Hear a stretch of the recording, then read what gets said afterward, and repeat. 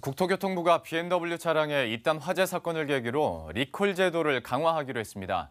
늑장 리콜 등에 대한 과징금 강화, 또 징벌적 손해배상제 도입 등을 골자로 하고 있는데요. 이게 어떤 내용인지 또 효과는 있을지 취재 기자 연결해서 알아보도록 하겠습니다. 이재경 기자, 먼저 리콜 제도 강화 방안에 대해서 어떤 내용인지 구체적으로 설명을 해주시죠. 예, 우선 과징금을 강화합니다. 제작, 결함, 은폐나 축소에 대한 과징금을 새로 만듭니다. 매출액의 3%입니다. 늑장 리콜에 대한 과징금 수준을 현재 매출액의 1%에서 3%로 높이도록 법률 개정을 추진합니다. 징벌적 손해배상 제도를 강화합니다.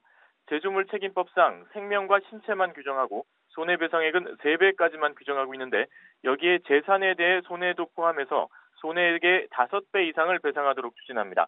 배상 배율은 입법 과정을 통해 5배에서 10배 사이에서 결정할 예정입니다. 제작사가 결함 인지 후에도 조치하지 않아 중대한 손해가 발생하는 경우에 적용할 수 있습니다. 정부가 선제적으로 결함 조사에 나서기로 했습니다. 차량 등록 대수 대비 화재 건수가 일정 기준을 초과하는 경우 자동차 안전연구원이 자동으로 결함 조사에 착수하도록 했습니다. 앞으로는 브레이크 등 주요 장치에 대해서도 자동 조사 착수 기준을 마련할 계획입니다. 정부가 제작 결함 조사에 착수하면 제작사는 결함 유무를 소명하도록 의무하기로 했습니다.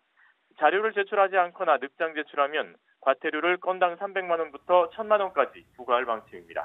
근데 벌써부터 이번 제도에 대해서 실효성에 대한 의문의 목소리가 좀 나오더라고요. 이런 만약에 보완 방안이 강화 방안들이 정말로 실행이 된다면 지금까지 자동차 업체들이 결함이 있을 때도 좀 쉬쉬하다가 어쩔 수 없이 언론 보도 터지면 그때서야 리콜하고 좀 이런 행태가 바뀔 수는 있는 겁니까?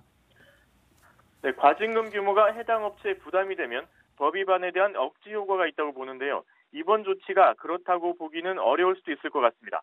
매출액 대비 3%의 과징금은 자동차 제작 판매사들이 충분히 감내할 수 있는 수준으로 보이기 때문입니다.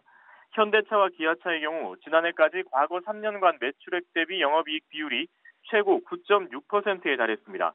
BMW 코리아는 최근 3년간 매출액 대비 영업이익 비율이 최고 8.2%를 기록한 적도 있고 메르세데스 벤츠 코리아도 이 비율은 최근 3년간 3%를 계속 넘었습니다.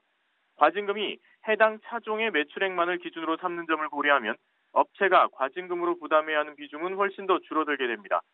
최근 공정위가 기존의 과징금이 법 위반 억지 효과가 적다며 과징금을 관련 매출액 대비 4에서 20%까지 상향한다고 발표한 것에 대해서도 국토부의 과징금은 턱없이 낮은 수준입니다.